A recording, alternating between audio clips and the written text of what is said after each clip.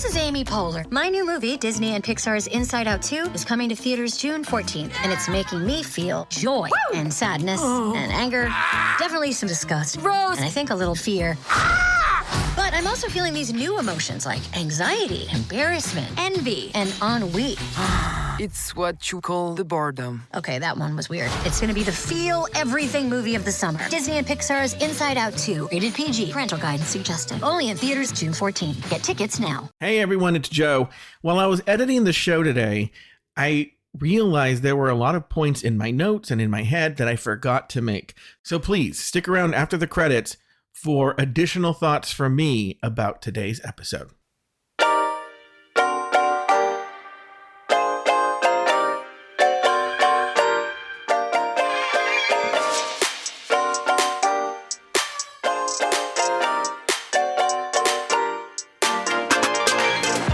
Welcome to the RuPaul's Drag Race Recap Show for Season 16, Episode 2, titled Queen Choice Awards. My name is Joe Betance, and I am joined, as always, by two hosts that are certainly a choice. First, from Bravo, Bravo, effing Bravo, please say... to Nathan Patrick Brown. Hello, Nathan Patrick Brown. How are you? Hey, Joe. What's going on? I gotta tell you something. I was thinking about you earlier today. You were? Yeah, that's it. All right, and from the forthcoming UK versus the World recap, please say what's going on to Roberto Mata. Hello, Robert. Good morning, Joe. Hi, Nathan. Hey. You know, that song puts me back in, like, Sense8. Did you ever watch that show? Oh, loved that. No, because it was a moment. I have a thing where if people tell me to watch something, I won't watch it. Well, it features two hot Mexican men fucking a number of times, Joe, if that appeals to you at all. I know it does, but there was this, oh, you know what? I watched this horrible movie. Horrible.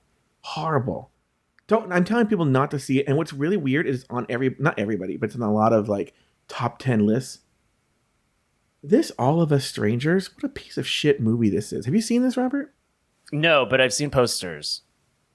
I'm like, okay, like it's with that gay guy who's gay on film and in life, and that straight guy who's gay in life on something. I don't know. Anyway, it was boring from minute one to the end.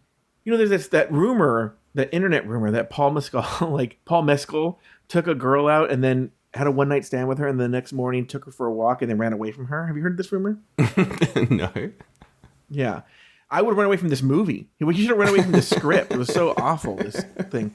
Anyway, Robert and Nathan and I had a very interesting conversation over on Just Between Us Girls about a wide variety of topics, actually. Robert's love life, Nathan's really exciting cruise, all kinds of things.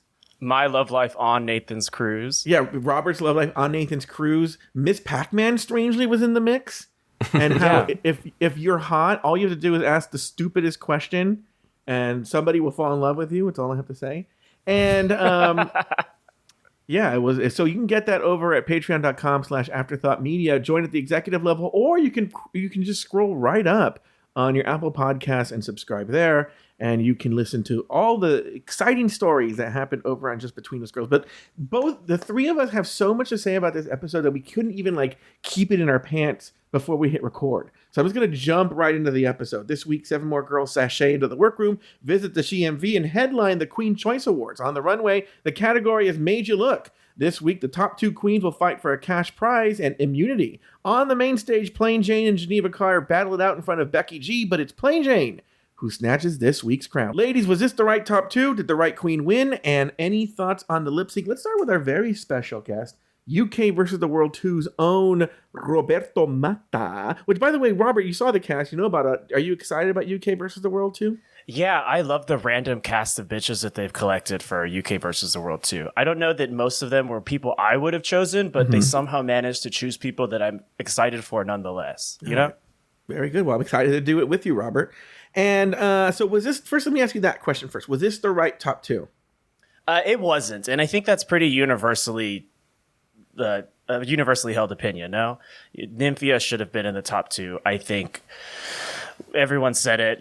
With who once else, again, Robert? a culturally Asian. Sorry. So Nymphia in the top 2, but with who?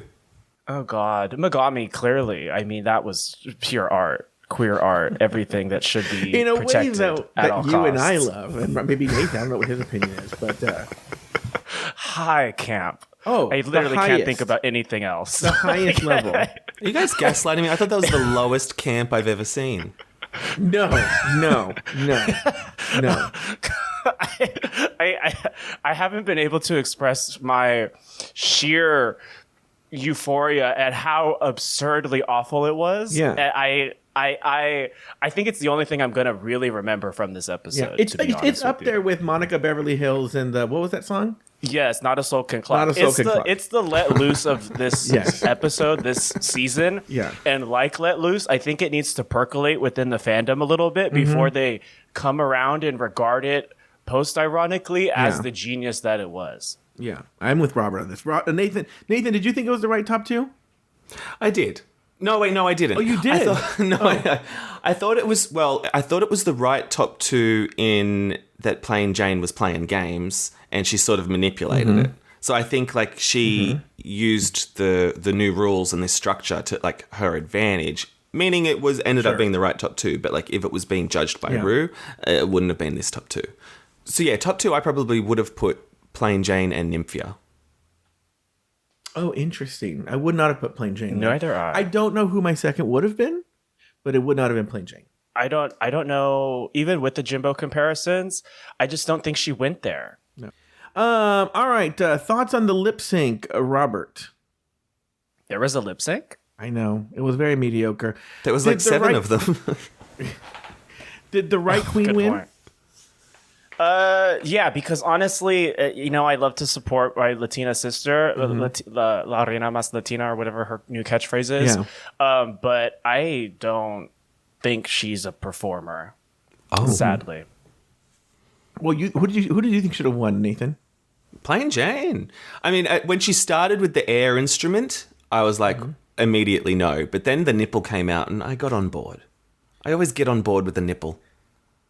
So does Ultimately, Ru. it didn't matter. I mean, it was such a mediocre lip sync, which is kind of sad for the first. I don't think, because based on last week's episode and this week, I don't think these girls are good lip syncers, or who we've seen so far. They're not good lip syncers. All right. Well, let's talk about these workroom entrances. I don't go one by one, but were there any that stuck out for you? Let's start with you, Nathan. Any workroom entrances that stuck out with you? Anybody you want to talk about? Yeah, this Geneva. Yeah. She mentions when she walks in that she does she's known for leg hair styling. That really gave me the ick when they flashed to it. It kind of made me want to vomit in my mouth. Was a little that during bit. the workroom entrance? Or around there? yeah. I thought. All right, during go, the sure, banter. go ahead. Disgusting. Any thoughts on that? No, I just thought it was weird and gross. I just kind of TikTok is not Drag Race. Robert, what do you think of the leg hair thing? Well, I am kind of of two minds of it. One, Nathan, what do you feel about body hair sexually? Yeah, I'm not afraid of it. All right, party. I just wondered if that colored your opinion at all. But also, I was thinking about, this is so annoying of me, but I was thinking about how Latina women are oftentimes derided as hairy, and maybe it was a mild reclamation of that, and that's why he was trying to glam it up. Geneva vroom vroom car is that deep?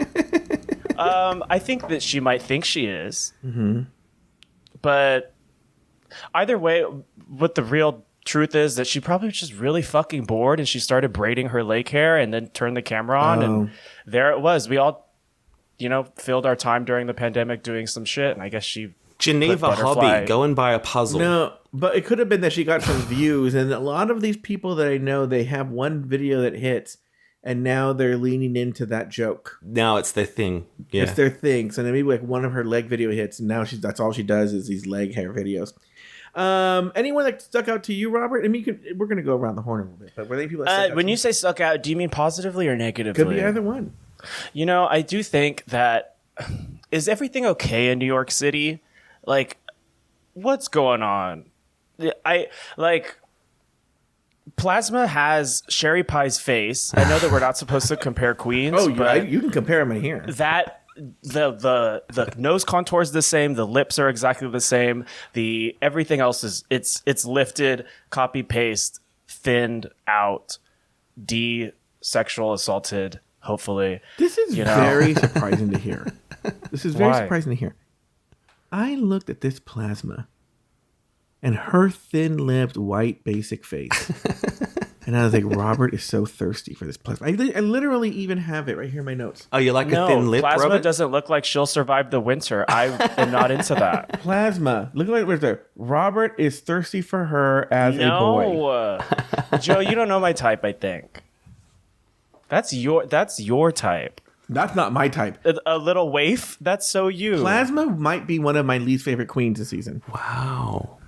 I thought she was horrible. I'm so sick of these camp vintage queens. If every camp vintage queen has to come into the room, turn to the profile, powder their nose, turn and say, I'm ready for my close-up, Mr. DeMille, or some stupid old-timey line, and they're all dressed the same, like somehow some sort of like, Donna Reed and It's a Wonderful Life kind of thing. And I'm like, I'm sick of it. Then they show up and her talent was horrible. We don't get to it when we get to the talent show. I hated it. And here's the deal. Even my next note actually is addressing kind of what you said, Robert, a little bit, is that I'm sick of the New York queen saying New York, club, art, theater, legend. And because New York and Los Angeles and DC, I would say as well, are cities full of transplants. Very few people who are doing their thing are from that actual city. So because you moved to New York, would that imbues you automatically with some sort of special skill? And what does that mean, Nathan? Do they have an equivalent in Australia, Nathan? Maybe like Sydney and Melbourne. But I think the problem is they're like, if you can make it in New York, you can make it anywhere. But they haven't made it yet. So it's like, why are you bragging? What do you think of this, Robert? Well, based on the New York queens that we've gotten this season, I feel like the inverse is true. Anyone can make it in New York. Like, for instance, Megami, she's like, I'm a New York queen. I'm a Latina from Brooklyn. Nothing gets past me. I don't think I've seen more local drag in a minute. Wow. She was kind of giving me like, we know this person. She works at the LGBT Center as a counselor for wayward youth, but also does grassroots organizing. Yeah. Like it's a very clear persona, and I don't think we've really had that on Drag Race before, so that's great. But also that's not what I associate with the glitz and glam of what everyone wants New York City to be necessarily. Does that make any sense? No, it makes I see what you're saying. It makes sense. I don't know what her story is in New York. And first of all, her confessional is wearing one of those stupid leather crowns. Those jughead crowns. Awful. That was a note of mine. Give it up. Give it up. But it's that thing where like it's her and Amaya's like this too, but Maya doesn't wear the crown, where it's people, I think I talked about this in a recent episode, where they're not interesting people. So what they're going to do is they're going to wear something wacky to be interesting. So it's a Megami, they wear like a leather crown and they're like, oh, I'm wacky. I'm full of personality, I can wear a leather crown. It was telling that Nymphia didn't even recognize Megami. Megami was like, it's me, Nymphia Megami from New York. And she's like, you're right. Oh, great. She didn't have a fucking clue who she was. And by the way, her whole personality, and now that I watch it 2 times, her whole personality walking in was shoehorning this whole, like, people think drag queens are evil. I know. Yeah, but you're fucking preaching to the choir, bitch. You're on RuPaul's Drag Race. Whose mind are you changing? Yeah. Well, that's what I thought with her little poster. I'm like, who are you talking about in the voting booth? The 6 conservatives who watch Drag Race? What's going on, sister girl? Yeah. Do you think, oh, well, Megami did the talent show. What was I thinking? Okay. Anybody else? Nathan, anybody else? Did we miss anybody on your list? So Plain Jane, should we talk about her? Because I kind of loved that she came in, not afraid to stir the pot. And it's nice to see someone not afraid of Drag Race fans. And I kind of thought she was doing your method, Joe, that you said, where you're like, I'll come in and be a giant fucking bitch. And I think she's doing that, and it's working so far. Robert, what do you think on Plain Jane? I think that she could be smarter and cleverer and wittier. so that she could be a better version of a bitch rather than everyone's ugly kind of bitch. Everyone's ugly kind of a bitch is not funny beyond the initial shock value. But if there's a joke packaged in a joke, then it's a lot more engaging. She had a couple of good lines and a couple of honest opinions. But yeah, a lot of it was just being like, why did she tell them they were ugly and Russian? You know? And she's clearly afraid of the black girl because she says she's beautiful. And let me just talk about Plain Jane now, and I'll talk about the audience later. I think I see what you're saying, Nathan. I think she is doing something, but I think ultimately what she's doing is she's trying to build a narrative. I think she is clever enough. This is my guess. I don't know anything. I think she's trying to build a narrative arc, so that all of a sudden she's gonna try and have that Bianca Del Rio moment where she helped. Was it Adore? And she said, "Don't tell anybody I did this." Yeah. Who was that? Where she did that? It might have been was Adore. Adore. Yeah. Yeah. And then we're going to see that she's a really nice person. I'm saying that because a lot of the queens have been coming out in her defense and saying, you know, she's really nice and whatnot. And she's blah, blah, blah, blah. So part of me thinks that we're going to see a turn because there's no way you can keep that up. I don't think. I don't know. I could be wrong. Ask Christian. But Robert, you and I know that you're right. And maybe that's it. Is Christian Ochoa can behave like Plain Jane, but you and I know him and we think it's funny or we love him and blah, blah, blah, blah, because he can also be very sweet. Maybe we will see something like that. I don't know. I will say, and I don't want to blow my load right here, because I don't think you guys know that I've been masturbating the entire time. And I'm trying to really edge I the saw entire episode. a flash of a goon face and I was going to ask. But Yeah.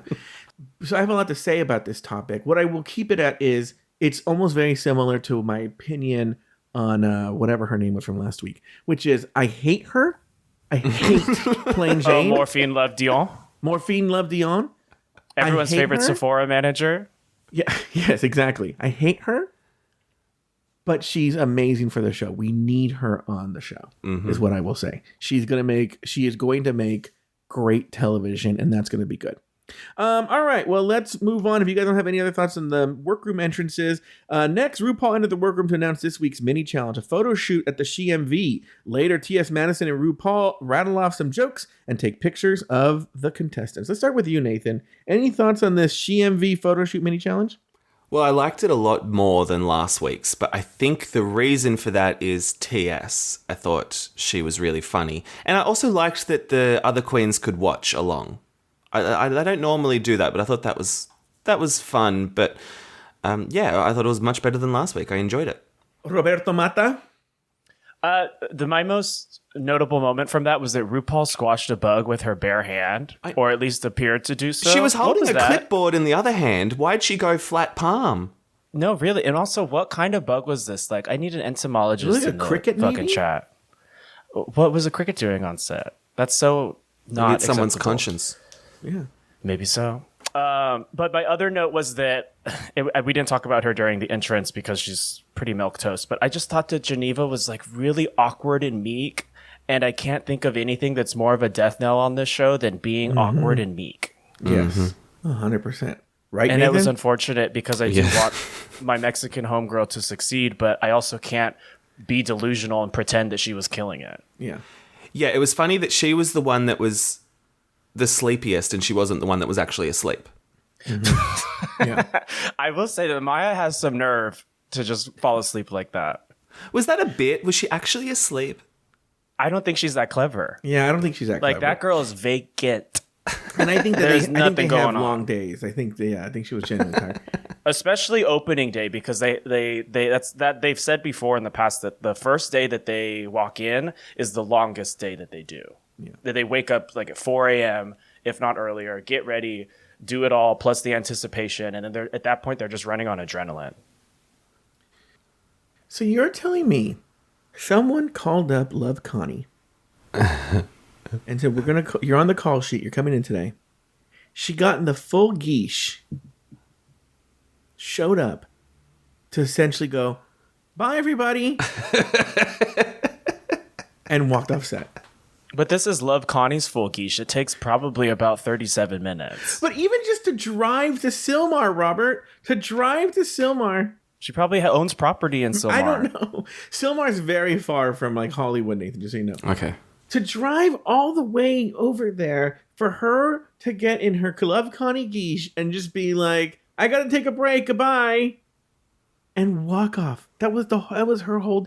I have to think there was some sort of Love Connie bit that bombed and they just didn't even put it in. There has to be. Why would they call her in for 30 seconds of material? I feel like she's the future version of a mandatory meeting, and therefore I love her. They and probably I'm happy know each that other, she came for 30 seconds. Jumping on what Nathan said, I will say more than last week, maybe because this cast gives more. RuPaul seemed more invested, more alive. Maybe because of TS, and she's friendly with TS and good chemistry. Maybe because there wasn't a wall between them. Yeah, that was a weird thing that they did last week. It didn't work, and it maybe because she could actually interact with them in person. I will say this. The little that I know about improv, I feel sorry for the girls because RuPaul thinks that she's just crushing it at improv, but she actually gives very little to work with.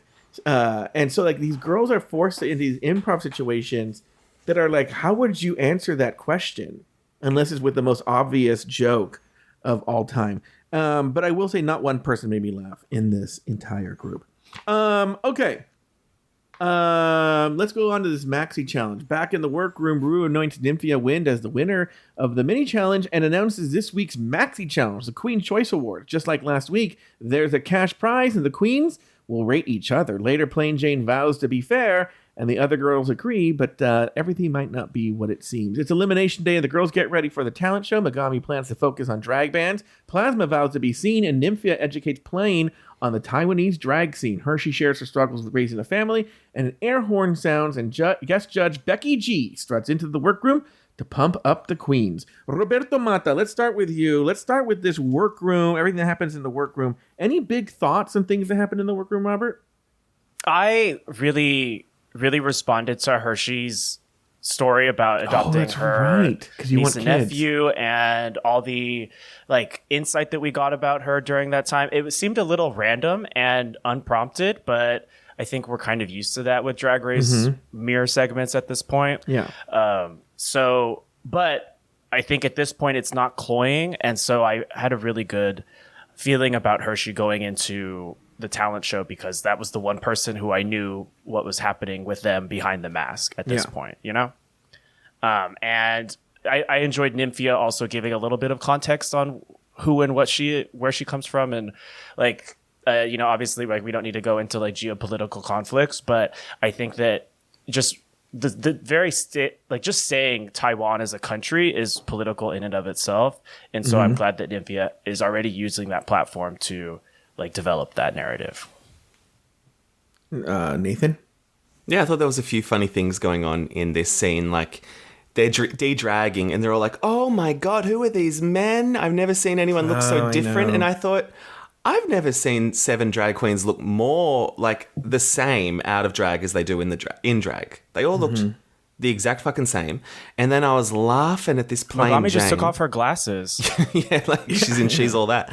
So this Plain Jane, she's like, I'm not going to reveal what my talent is. I'm not going to reveal. I don't want the girls to know. And it's just a fucking breastplate at the end of the day, which I thought was just so stupid. She was a fucking hamburger. This Plasma, she's saying like, oh, no one thinks I'm a threat. No one's getting a sense of my personality. Meanwhile, she's wrapped in like a Jan Sport kimono, like not even showing anything of herself. She's like featuring Jan more than she's featuring Plasma. It's just so unintentionally funny to me. Like, what do you think of this Plasma thinking that she would be a threat? Robert, what do you think of that? It's drag delusion. It's running rampant still, no? I mean, maybe when you're that mediocre, you have to convince yourself that you're like the shit so that you can delude others into thinking that you're the shit. I don't know. There's just like nothing.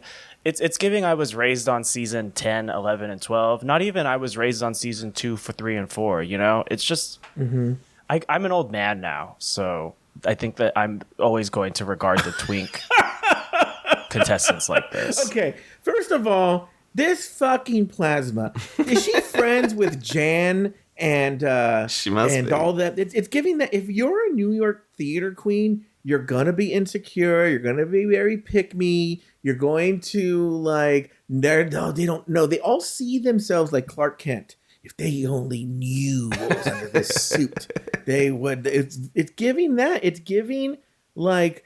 And then she goes out there and does the most mid performance ever of anything. And I'm like some people, there have been people who you are really surprised by how good they are. And they kind of are low key in the workroom. Maybe don't give off a lot. Then they go off and they perform really well. She didn't give that, but she was like, should I be upset that they don't know how good I am?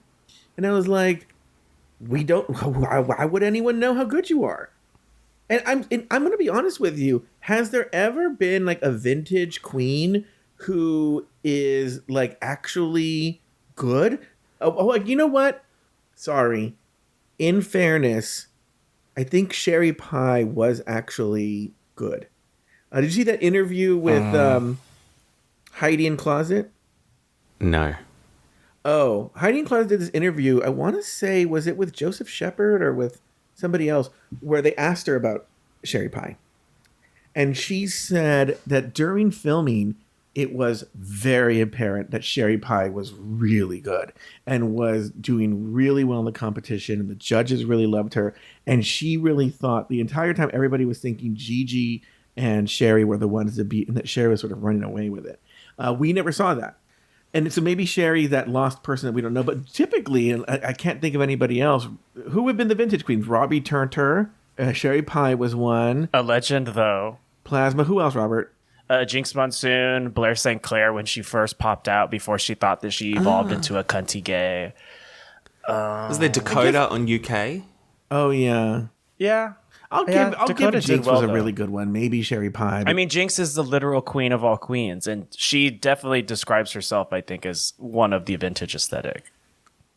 Okay, I'll give it to her, but she's just so enormously talented. But it's just like the other ones are just giving what everybody else is giving. I don't know. It's just I don't like it. Let's go to Plain Jane. Why is her name Plasma? I feel like her name should be Dawn, and Dawn's name should be Plasma. That's a very good point. Yes, you're right. Let's go to Plain Jane.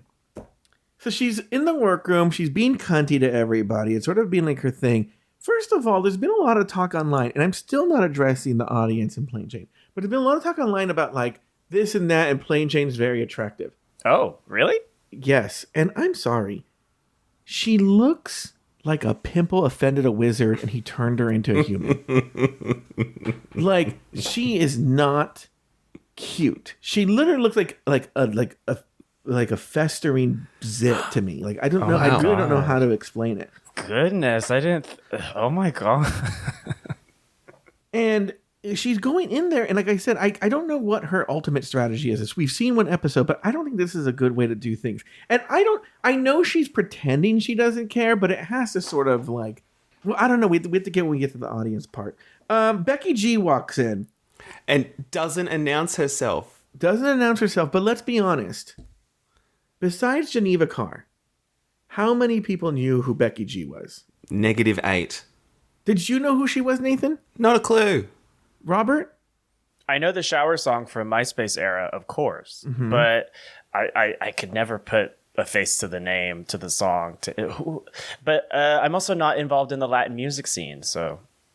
Yeah, it was a weird choice, and it was like, besides Geneva Carr being really excited about her, it was sort of like just like they hid that they didn't know who they were, but you could tell in their faces that they didn't know who she was. And she didn't even bake them cookies or anything. Like, what did she bring to the table? Did she know she was up for a workroom entrance? Yeah, what's wrong? Why isn't she making cookies? Why isn't she making Mexican wedding cookies for them? They should have brought in Rita Rudner or Alessandra Torresani. Rita Rudner? Where did that come from? Because those are my favorite guest judges of the past. When they clearly have no fucking clue who it is. Alessandra Torresani, everyone's favorite Xylon. Or, just like it's that level of lack of notoriety, at least as far as American pop culture goes, that it was very mystifying. But it did remind me of the early seasons when they had no budget. All right, very good. I was trying to think of the silence. I was trying to think of now. You've given me a thing of like other guest judges who like you can tell that. Well, honestly, it's weird because they had Lizzo on before she was really famous. Was Lizzo already a thing when she went on the first time, Robert?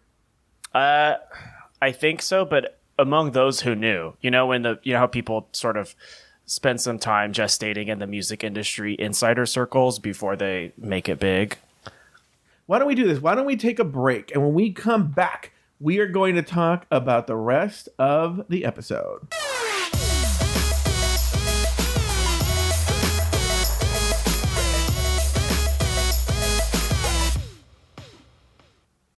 What does Colgate mean by live life to the brightest? Could it be a rich glass of red sipped inside a Parisian cafe on a snowy night when my gaze is met by a tall, mysterious... brushing is directed with Colgate Optic White Pro Series toothpaste gives you a visibly whiter smile in just 3 days, so you can live life to the brightest and finish that glass without worrying about teeth stains. Colgate Optic White. Find it at all major retailers. This episode is brought to you by Shopify. Whether you're selling a little or a lot, Shopify helps you do your thing, however you cha-ching. From the launch your online shop stage, all the way to the we just hit 1 million orders stage. No matter what stage you're in, Shopify's there to help you grow. Sign up for a $1 per month trial period at shopify.com/special offer, all lowercase. That's shopify.com/special offer. This episode is supported by FX's Clipped, the scandalous story of the 2014 Clippers owner's racist remarks captured on tape and heard around the world. The series charts the tape's impact on a dysfunctional basketball organization striving to win against their reputation as the most cursed team in the league. Starring Lawrence Fishburne, Jackie Weaver, Cleopatra Coleman, and Ed O'Neill. FX's Clipped, streaming June 4th, only on Hulu.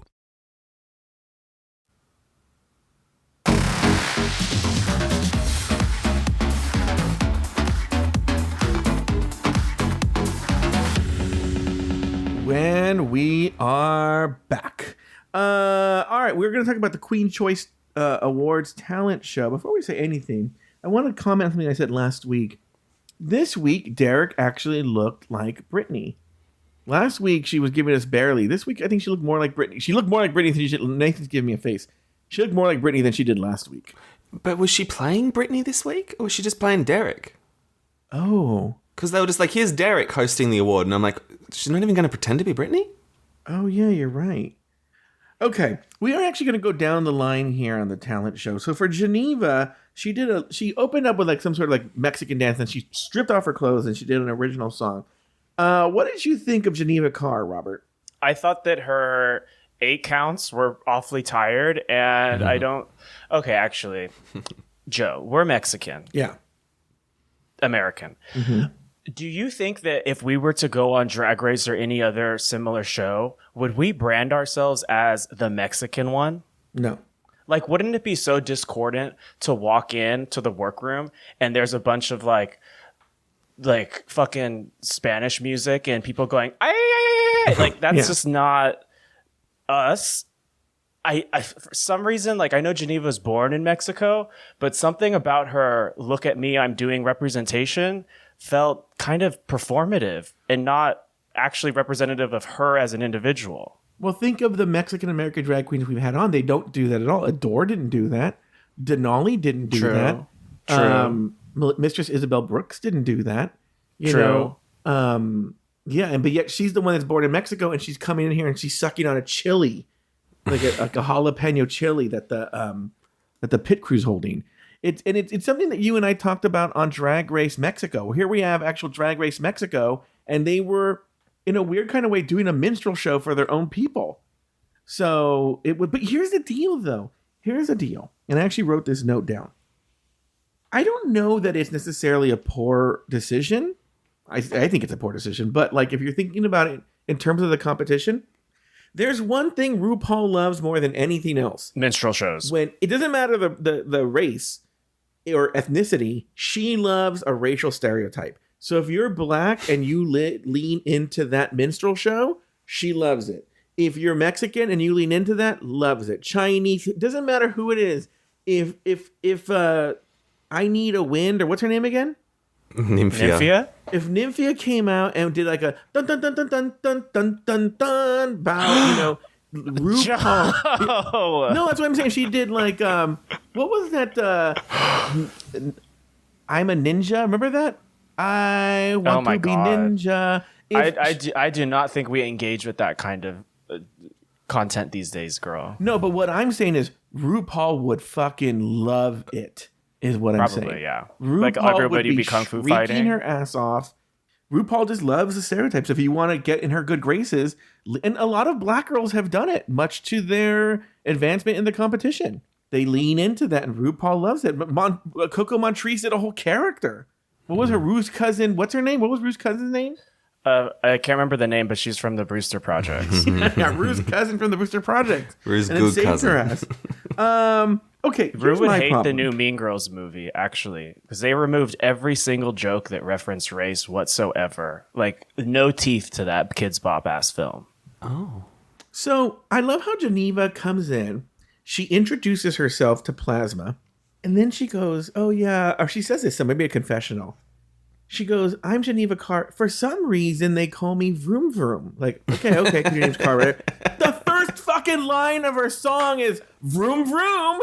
And I'm all like, you don't know why they call you this? You literally put it in your fucking song. I know for her, I know she says this, but let's really ask this question. Why the fuck was there a jungle? I loved that. Where did you get a loaf of bread? It was very that. I was like, she better be in her fucking Indiana Jones Explorer Safari outfit. Bitch, work it. I lived. You lived for the jungle? Yes, girl. I was about to fucking buy a ticket to Disneyland to go on Jungle Cruise just to relive it. What did you think of Hershey? I loved it. It wasn't a standard by the numbers lip sync. Yes, I'm fierce. Yes, I'm funny. Yes, but it did incorporate some rap that was not necessarily easy to do. She did say that Cornbread wrote it, and good for them.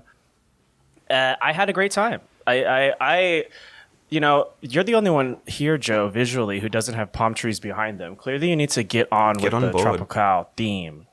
I'll have to fix that. Nathan, what did you think? So for both Geneva and Hershey, I think the bar is so low. We need to give them props now for actually doing an original song and not just a song that they didn't write.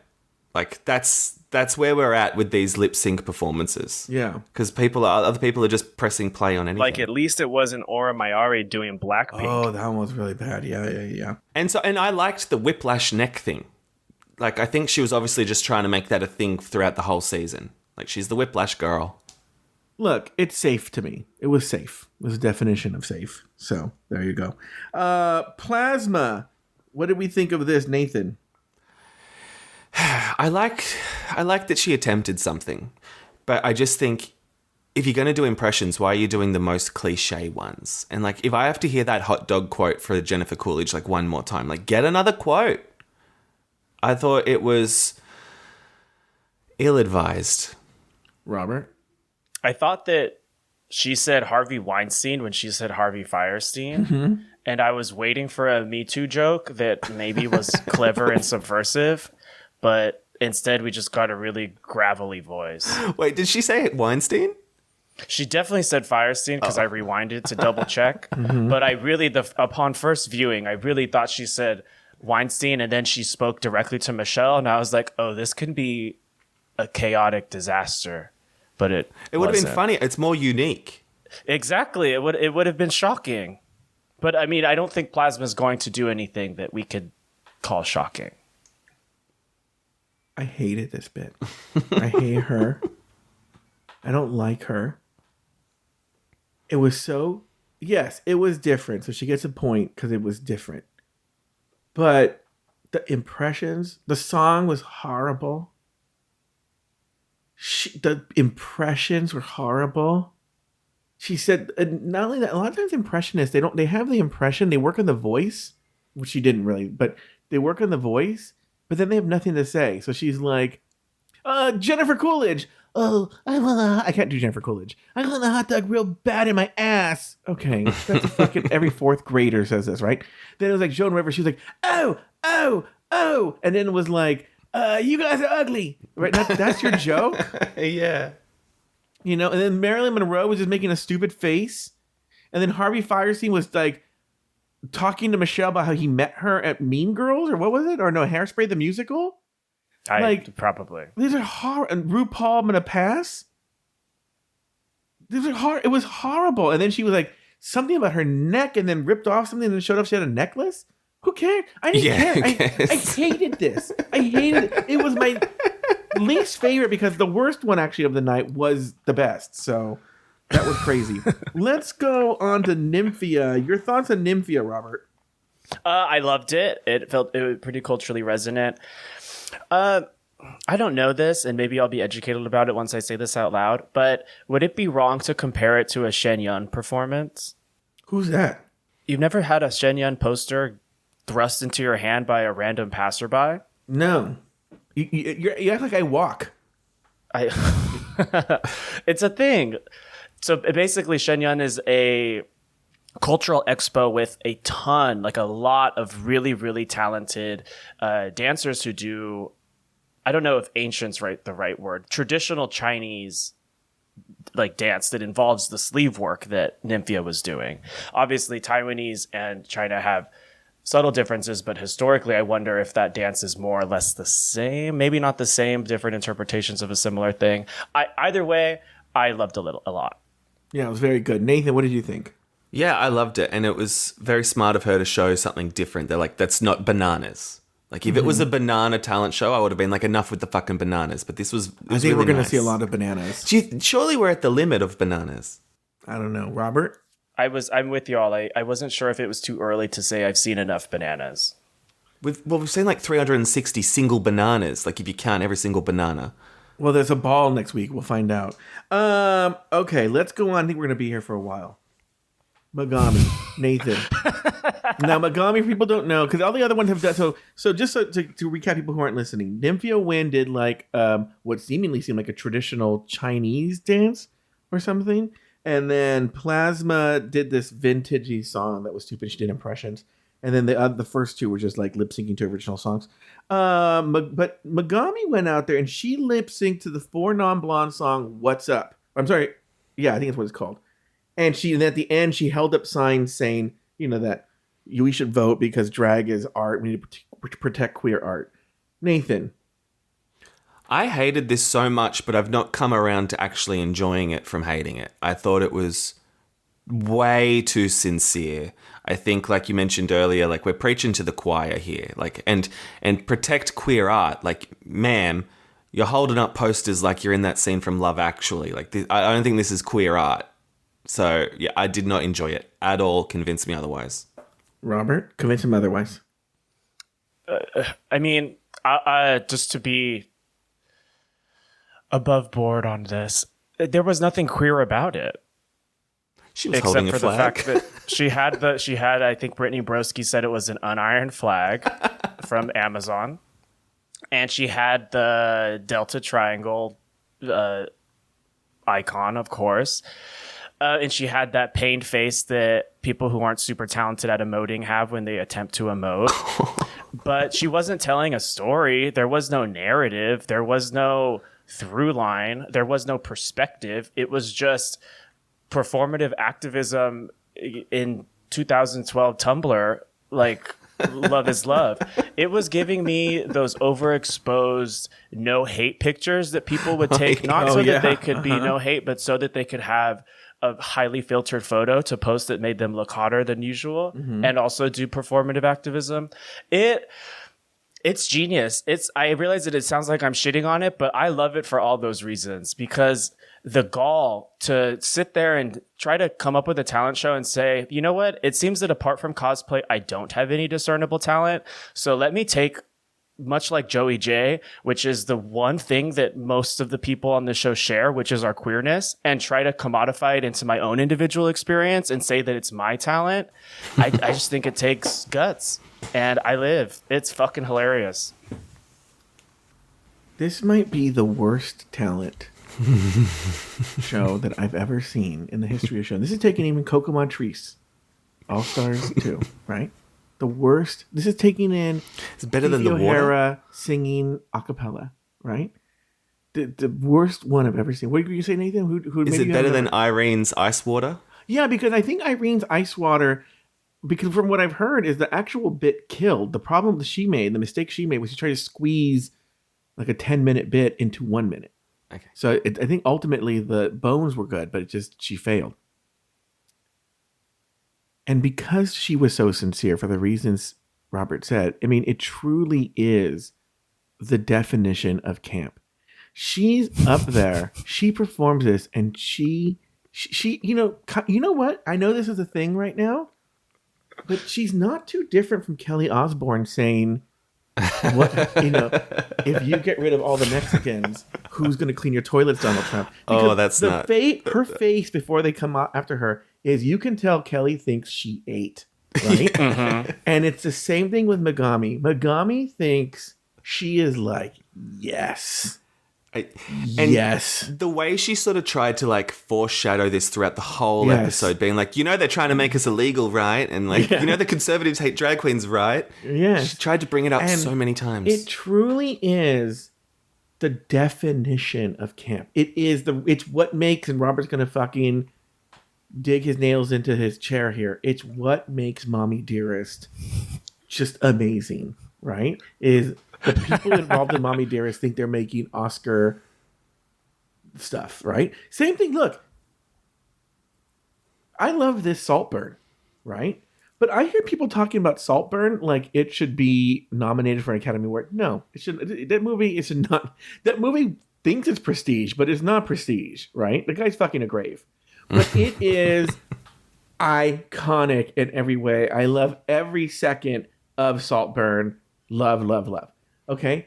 It's the same thing with this Megami's bit, right? And also, I'm going to even say with her outfit, I think she is the true camp queen. You always have these people come in like the Plasma, or people come in like, I'm a camp queen, right? No, you're not a camp queen because you're so you're aware of it. You're trying to make camp. You can't be deliberately camp. Yeah, you can't be deliberately. The beauty of Megami, and it's the same thing that was the beauty of Monica Beverly Hills. She thought she went out there and she was just serving just everything. And that she was. She lands up coming around and doing it. Same thing with Megami. And we're going to get to the outfit. But her big reveal was that her hands had eyes. And she genuinely thinks that she served an amazing look. And so, yes, I fucking love it. First of all, it's lip syncing to a song that, like, what does that have to do with anything? And then clutching the pride flag.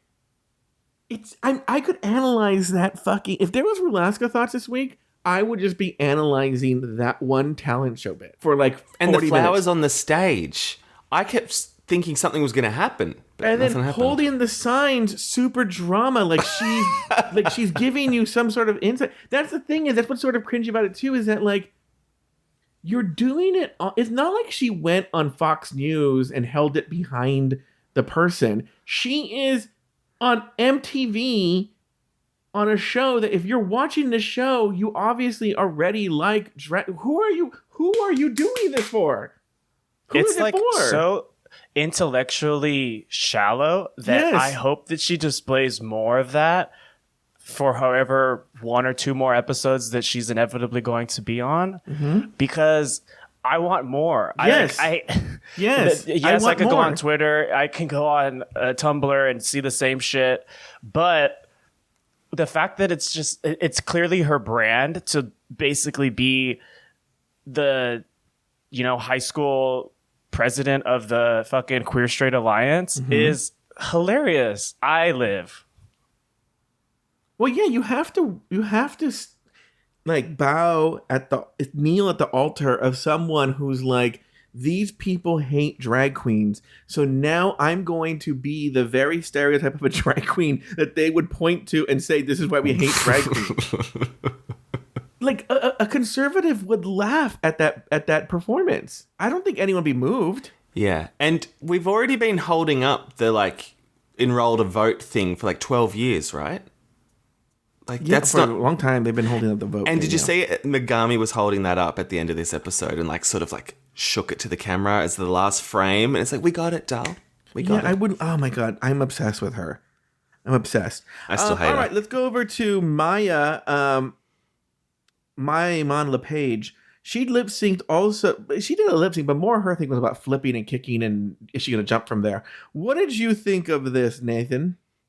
I love flips. She's the queen of flips. One day her and her cousins just started flipping and then she flipped. And I thought it was great. Robert? My cousins and I have done much more impressive flips, to be honest with you. Really? Like, we never see a table that we can't flip on backwards and then flip back off of. And it's tighter flips. And we have personality to boot, mama. I can't tell if Robert's being serious. I can never tell if Robert's being serious. No, the only thing me and my cousins are flipping are burgers, but it's not a burger finger though. But at this point, we've seen that talent a number of times. Not that Maya shouldn't have done it, but I guess it's just harder to please when we've seen Aja and Kennedy succeed at that more or less the same thing. Yes, 100%. You're right. My whole thing too, and I said this last week, is I just think it's a dumb strategy. Like, let's say, for instance, you are really good at it. Girl, why are you doing it for no stakes? Like, you need to save that for when you're going to lip sync for your life. You know, it reminds me kind of Down Under, the Queen Kong. Is that what her name was, Nathan? Yeah. And she had that one move where she could, like, spin in the air horizontally. And she was doing that every fucking lip sync. It was like this detox with the mouth thing, you know? And so, like, you're doing it for the talent show. Like, that you need that. If you're really good at that, you need that in your back pocket, because by the time that she's going to be lip syncing, we're going to be like, okay, yeah, we know you can flip. And she just used that right there. It was sort of dumb. All right, and then finally, Plain Jane. She did an original number where she's dressed as a burger and talked about burger finger, and then squeezed ketchup and mustard on her fake titties. Let's start with you, Robert. Any big thoughts on this bit? It's like baby's first attempt at absurdism, I think. Yeah. Which could have been received poorly. I mean, it's RuPaul loves stupid shit and stupid shit for the sake of stupidity, and I think it fulfilled that brief. I just wish it would have been elevated a little bit more. Like, at no point, she didn't even knock her titties together once she had ketchup and mustard and make that weird orange thing that exists, you know? Like, there wasn't any kind of final moment or capstone to the concept. And it therefore felt a little bit flaccid creatively. Nathan? Yep. Yeah, she didn't actually really do much. There wasn't really anything there. And like, I think, did we see recently someone did something similar, but like was it Jimbo? Like the sauce and mustard was actually in the nipples, and then like the condiments shot out from the nipple? Like, that's more creative. Like what Plain Jane did was not much of anything, but I still liked it. I thought it was fun. Oh, you did? Yeah, I enjoyed it. I'm sort of dumb like Rue, where I just eat that shit up. So I saw it as like a third-rate Jimbo impression. We have to remember when they filmed this, Jimbo had maybe like a month before won All-Stars. So if you think about the time that she had to prep for these, that she got the call that she was going to be on, and she had time to prep, Jimbo's winning around that time. And this is in line with my thinking that there is a method to what she's doing. She's intentionally trying to rhyme with other performers, be the villain. Like, I talked about this. Like, you kiss up to the villain.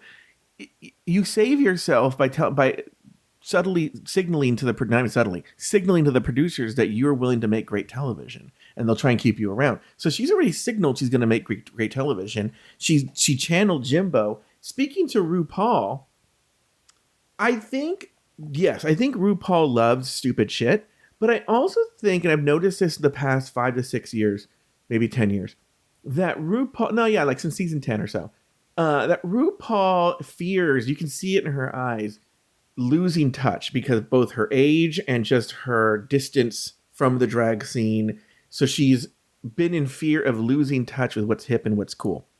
And so I think a lot of times when she laughs a little too much at something that's not that great, it's because she's trying to anticipate what the audience thinks is cool and or funny, and that's why she thinks it's a little amusing, but she really leans in because she's so afraid of losing touch with the audience, and she thinks this is what's cool, what's fresh, what's cutting. Going with the art thing, going back with the Jimbo thing, there is a difference, and I think Robert was sort of articulating this too, between what Jimbo delivered and what Plain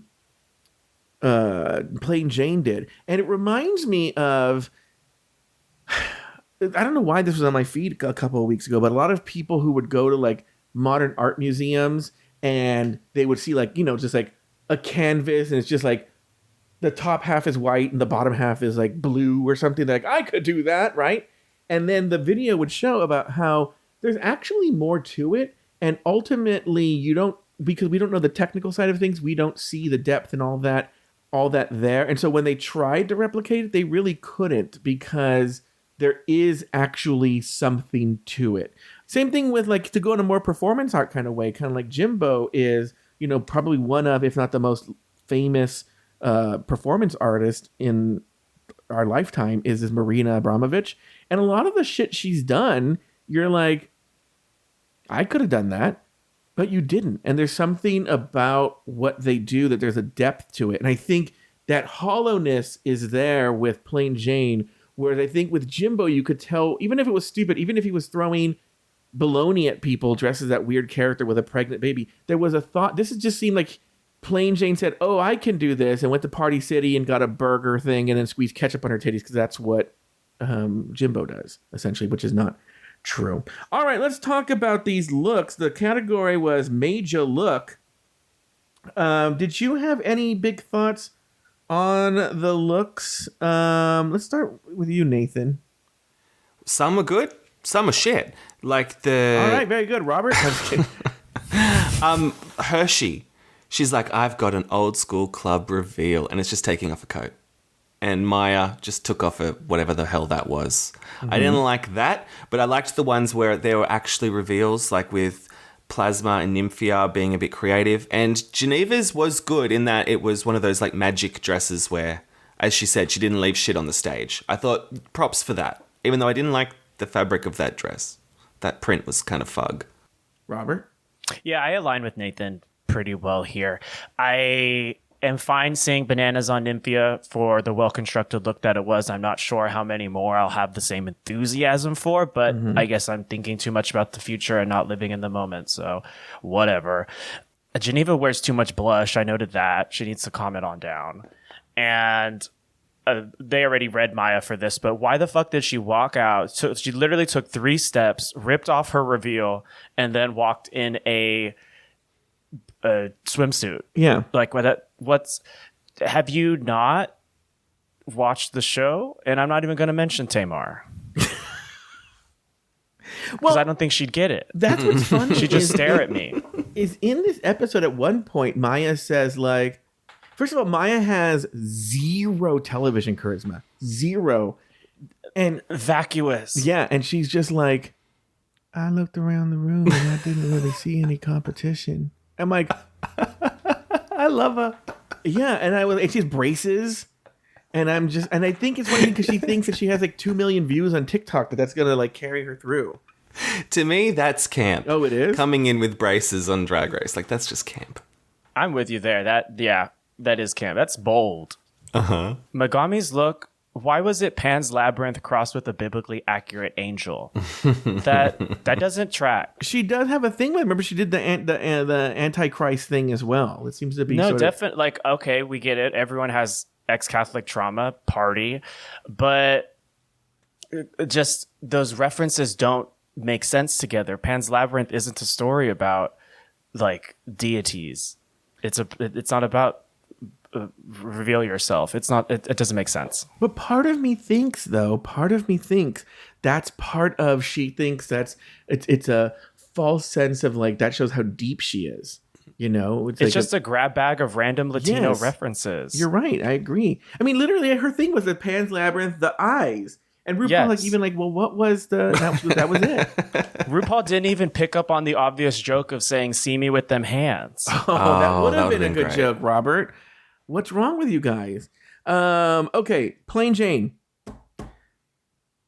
I actually think it got a lot of praise because they were loving Plain Jane from the talent show. I think it's a terrible look. It might be one of the worst looks on the runway because it was so... I could see if it was later in the season, but these judges don't know her. So why would they make the connection of course they're going to see this. Okay. Frozen from Elsa. That Elsa, I know that's based on some sort of lore, either in Sweden or Russia. I don't know, right? And so the look has that. So of course they're going to see that and think she's doing Elsa. Why would they know she's doing Russian? And then that when she did the reveal that meant like, oh, but there's also this boss. Like, why would the judges know any of this and catch any of those references? And I don't think either look was very good. What did you think, Nathan? I actually didn't put together that she was doing like, oh, this is my Russian heritage and into my Boston. I didn't get that. I just thought they were two like wildly different looks. And I liked that they were wildly different. I thought like, it's kind of cool to have something so ridiculously slutty, like underneath something that's a bit more fashionable. But but you sort of convinced me against it, Joe. I just think Ross even says, I don't know what it was, but I liked it. What does that even mean? Well, I think, Ross, like I mentioned last week, they're not really judging. Like, I think they're just having more fun with it, knowing that the Raider Queen's happening. So they're like, yeah, we like it. I think they'd be more savage if they were judging properly. All right, let's move on here. Oh, by the way, before we move on, I have this rule. I don't know if it's a rule, principle, or I don't know what you would call it, actually. Robert will tell me. That I noticed that over the years, if a guest judge has their song played, they don't lip sync to it. RuPaul and Michelle will lip sync to their own songs, but the guest judge won't. Becky G broke that rule. She lip synced to her own song this week. And Michelle was also lip syncing to like Geneva's original song somehow. She picked up on the words. She was lip syncing. Also, Michelle has brought back this season. It was 3 words. Huh? It was 3 words. La Diva Mas Latina. Oh. Also, that's the only words. Michelle has brought back, I have not seen it in about 10 years, the really awful fake laugh where she goes, ha ha ha ha! Oh, yeah. That came back this episode. I hadn't heard it in a very, very long time. All right, later on the main stage, the judges share their thoughts, but it's the queens themselves who make the decision. Back in the workroom, back on the main stage, Rue revealed that Geneva Carr and Plain Jane are the top 2 queens of the week. This forces them to duke it out in a lip-sync battle for immunity. The song, Shower by Becky G. In the end, Plain Jane is named the winner of the lip-sync, while the rest of the queens live to see another week. Ladies, any final thoughts on the episode? Let's start with you, Nathan. I don't really have any final thoughts, but I am interested to see how this immunity plays out because I don't know if they can choose when to use it or if it's thrust upon them. We'll have to see. We don't know. Robert Mata? Apart from Nymphia, it's clear that this was sort of the episode of early outs. I don't think many of these girls will be lasting particularly long. Not that the first group was like outstandingly stellar by any means, apart from like Saphira, but I don't know. What's going on? You know? Well, that's going to do it for this week's episode of RuPaul's Drag Race Recap. Special thanks to Roberto Mata for sitting in today. Be sure to follow him on Instagram at RawB54. That's right, correct? RAWB54? Yeah, go ahead, I guess. Okay, and be sure to join us next week and every week as we continue to discuss, dissect, and deconstruct each brand new episode of RuPaul's Drag Race Season 16. So for Roberto Mata, Nathan Brown, and myself, we have Burger Finger.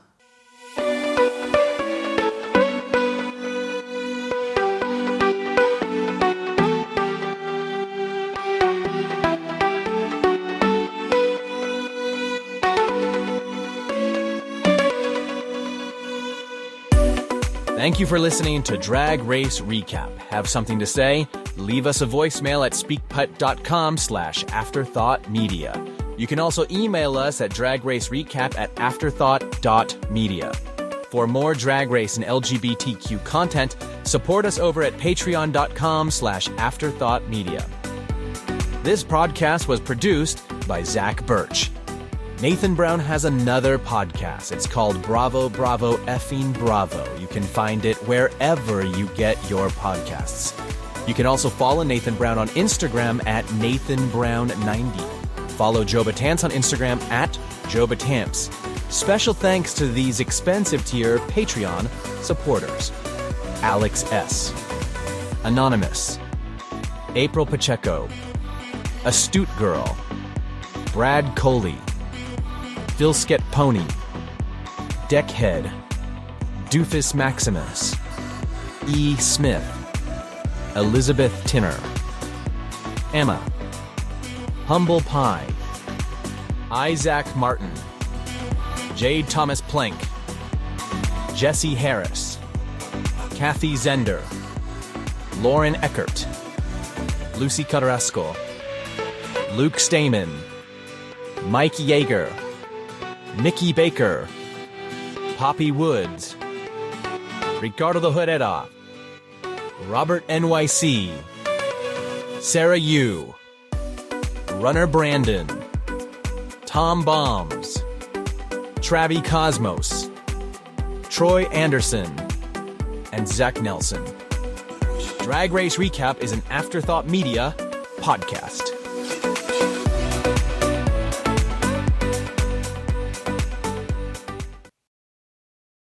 Okay, well, we are back with... I just have a few thoughts, and that's why it isn't even worth an episode or a separate episode. And we also have the finale of Dragula this week.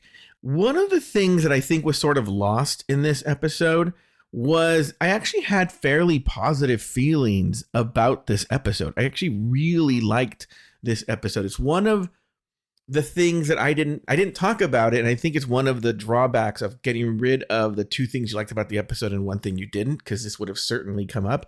But I actually really liked this episode.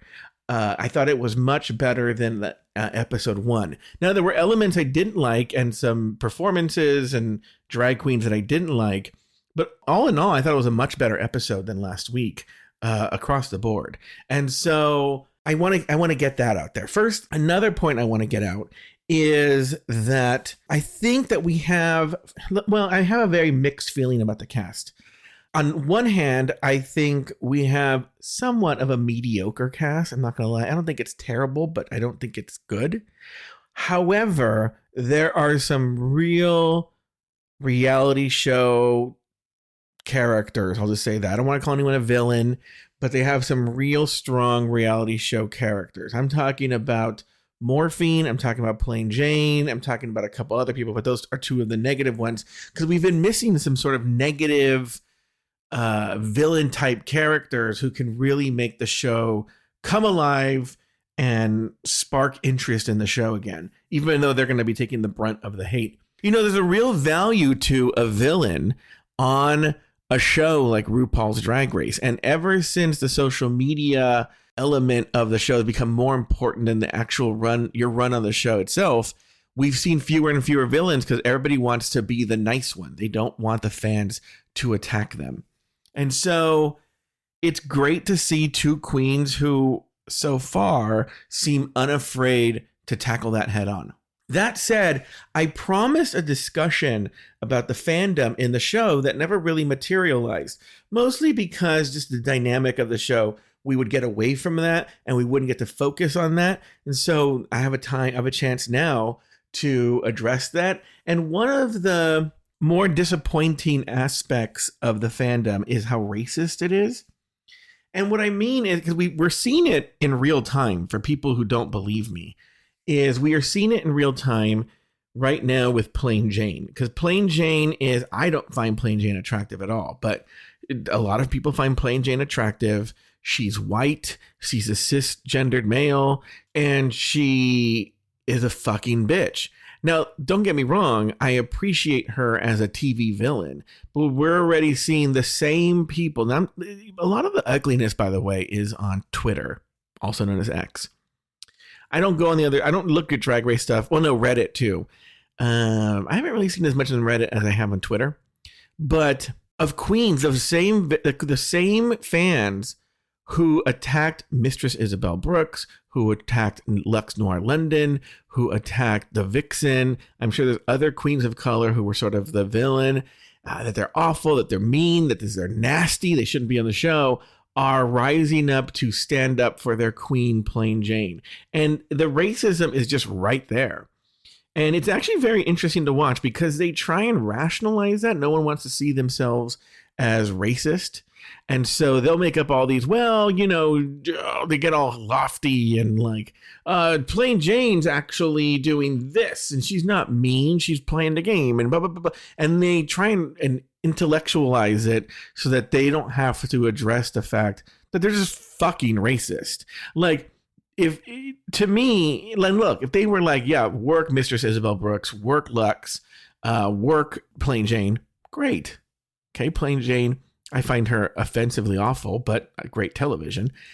But don't come for the other ones because they're people of color. And then when a white queen that you find attractive is doing nearly the exact same thing, then all of a sudden, oh, it's okay what they do it. And it's really weird. It's, you know, it's so funny is I think I had more faith, even though we knew the fandom was awful. They always did it, you know, in DMs and that we didn't see it. So it was hard to sort of imagine it. Not that I thought it was a lie, just it was just sort of hard to picture.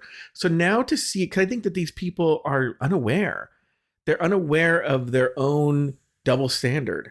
And so they post freely. I don't think that they're thinking, oh, ha, ha, ha, ha, I said these things about Mistress. They truly believe they are saying that they truly believe that this is different, that Plain Jane is different, and then protecting Jane as opposed to coming for Mistress and Lux, that they're two different stories. And you, maybe even you listening to think that. In media, we're taught to always want to save white people and help white people and protect white people. And it's sort of ingrained in us.